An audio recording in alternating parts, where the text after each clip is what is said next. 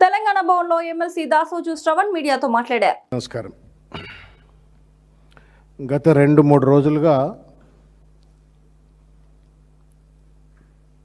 తెలంగాణ రాష్ట్ర ముఖ్యమంత్రి గౌరవనీయులు రేవంత్ రెడ్డి గారు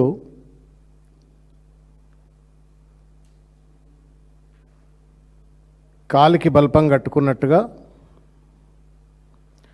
తానేదో గొప్ప గొప్ప విజయాలు సాధించినట్టుగా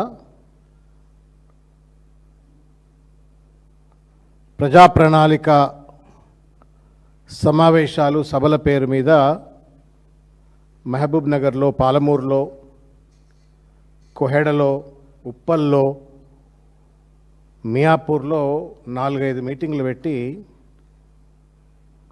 ప్రజలను మభ్యపెట్టే ప్రయత్నం చేయడమే కాకుండా తన అహంకారాన్ని,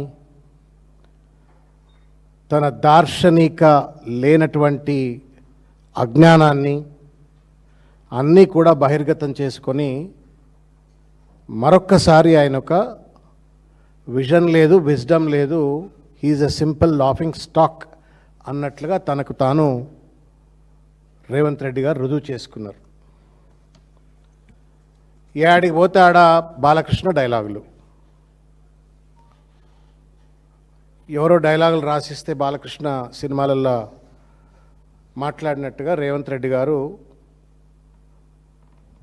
ప్రభుత్వ పనితీరును ప్రజలకు చెప్పాల్సినటువంటి ఒక సందర్భాలలో కూడా అర్థం పర్థం లేనటువంటి ఒక ఛాలెంజ్లు విసురుతూ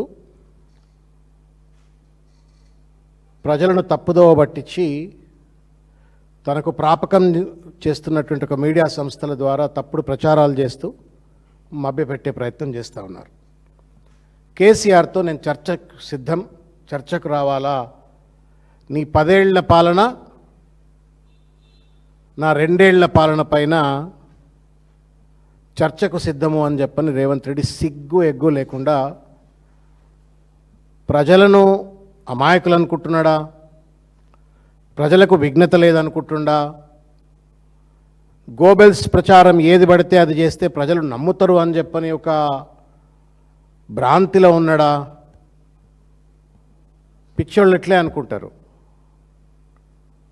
వాళ్ళు పిచ్చోళ్ళు అనుకోరు, కానీ దేశం అంతా పిచ్చోళ్ళు అనుకుంటారు. అందుకే వాళ్ళు పిచ్చి పిచ్చిగా చేస్తూ ఉంటారు. అట్లనే పిచ్చి పిచ్చిగా మాట్లాడుతున్నాడా అర్థం కానట్టు పరిస్థితి.